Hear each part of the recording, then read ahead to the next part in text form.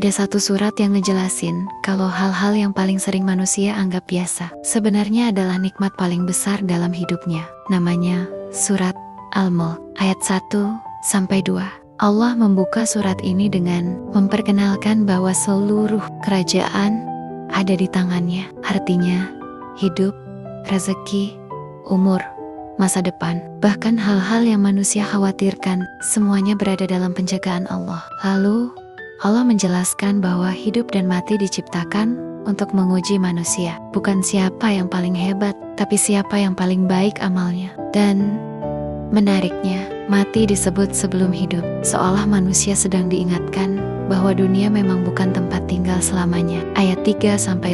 Di bagian ini, Allah mengajak manusia melihat langit dan melihatnya lagi. Langit diciptakan dengan begitu seimbang dan indah, seolah Allah ingin manusia berhenti sejenak, lalu menyadari bahwa alam semesta ini tidak mungkin tercipta tanpa tujuan. Dan semakin manusia memperhatikan ciptaan Allah, semakin dia sadar bahwa dirinya begitu kecil. Lalu di ayat 6-11 mulai berbicara tentang penyesalan orang-orang yang dulu mengabaikan peringatan Allah.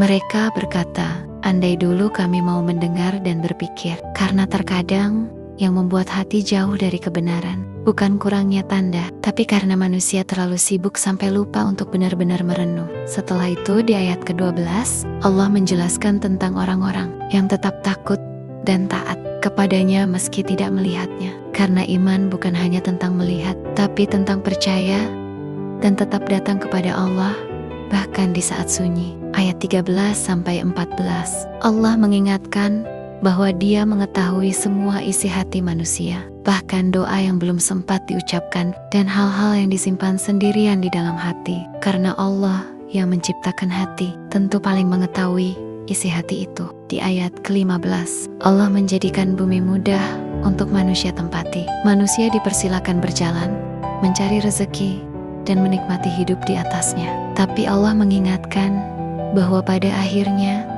semua manusia akan kembali kepadanya. Ayat 16-18.